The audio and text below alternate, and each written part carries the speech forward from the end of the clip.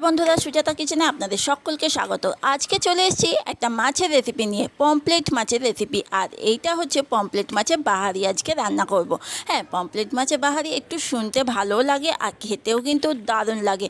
তার জন্য পমপ্লেট মাছগুলোকে ভালো করে ধুয়ে নুন, হলুদ, লঙ্কার গুঁড়ো, সর্ষের তেল দিয়ে ভালো করে মাছটাকে দুপিট ভালো করে মাখিয়ে নিয়ে অন্তত 15-20 মিনিটের জন্য রেস্টে ছেড়ে দেবো। আর তার এইবার পমপ্লেট মাছের যে মশলাটা করব সেই মশলাটা এবার করে নিই। মশলাটার জন্য আমি এখানে ধনেপাতা, টমেটো, আদা, রসুন, পেঁয়াজ নিয়েছি।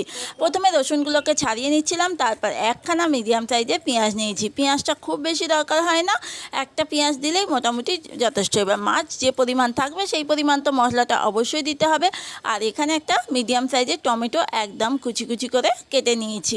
আর তার সঙ্গে ধনেপাতাটা কিন্তু একটু বেশি লাগে, কারণ এই মাছটা ধনেপাতাটাই বেশি দরকার। আর ধনেপাতাগুলোকে আমি বড় বড় করে কেটে নিলাম। এবার শিলনোড়ার মধ্যে আদা, রসুন, তার সঙ্গে ধনেপাতা আর কাঁচা লঙ্কা নিয়ে একটা পেস্ট বানাবো।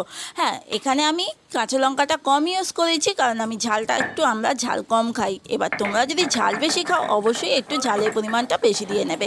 মশলাটা দেখো বাটা হয়ে গেছে, আর মশলাটা কি সুন্দর কালারও চলে এসছে। এবার মশলাটা আমার বাটা হয়ে গেছে, আর ওইদিকে মাছটা ম্যারিনেট করে রেখে দিয়েছি খানিকক্ষণ ধরে। মশলাটা হয়ে গেলে এবার আমি ওইদিকে কড়াতে তেল বসিয়ে দিয়েছি। তেলটা ভালো করে গরম হলে, আর মাছটা সর্ষের তেলে করলে কিন্তু বেশি ভালো হয়। আর তেলের মধ্যে আমি দুটো দুটো করে মাছ আগে ভেজে নেবো। দেখো, মাছগুলো খুব বেশি লাল লাল করবো না, পমপ্লেট মাছ মোটামুটি ব্রাউন কালার হলে নামিয়ে নিয়েছি। আর ওই তেলের মধ্যেই আমি দিয়ে দিয়েছি একখানা পেঁয়াজ কুচানো। পেঁয়াজটা বেশ বাদামি কালার হবে, ততক্ষণ পর্যন্ত একটু নেড়ে যাব।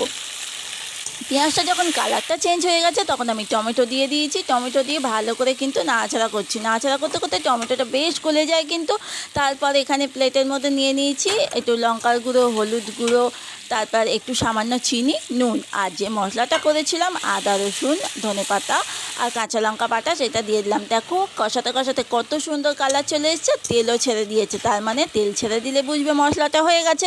তার মধ্যে সামান্য একটুকুনি জল দিয়েছি। জল দিয়ে যেই ফুটতে শুরু করবে মাছগুলোকে আমি একে একে দিয়ে দেবো। আর এই পমপ্লেট মাছের বাহারিটা কিন্তু মাখা মাখা, গা মাখা মাখা থাকবে। এবার এটাকে ঢাকা দিয়ে আমি রেখে দিচ্ছি 2-3 মিনিট পরে। দেখো কত সুন্দর কালারটা চলে এসছে। আর উপর থেকে এইরকম ধনেপাতা দিয়ে গার্নিশ করে নামিয়ে নিলেই দেখো পমপ্লেট মাছের বাহারি রেডি। আর গরম ভাতের সঙ্গে কিন্তু এইরকম যদি রান্না একটা হয় আর কিছু কিন্তু লাগে না। যারা পমপ্লেট মাছ ভালোবাসো অবশ্যই বাড়িতে একবার এইভাবে ট্রাই করতে পারো। আমার রান্নাটা কিন্তু একদম রেডি হয়ে গেছে। যদি ভালো লাগে অবশ্যই তোমরা ইউটিউব থেকে যারা দেখছো অবশ্যই চ্যানেলটাকে সাবস্ক্রাইব করো, আর যারা ফেসবুক থেকে দেখছো তারা আমার পেজটাকে ফলো করো। আজকের মতো এই রেসিপিটা নিয়েই আসলাম। আবার তোমাদের কাছে অন্য একটা রেসিপি নিয়ে চলে আসবো। সবাই ভালো থেকো, সুস্থ থেকো, টাটা, বাই বাই।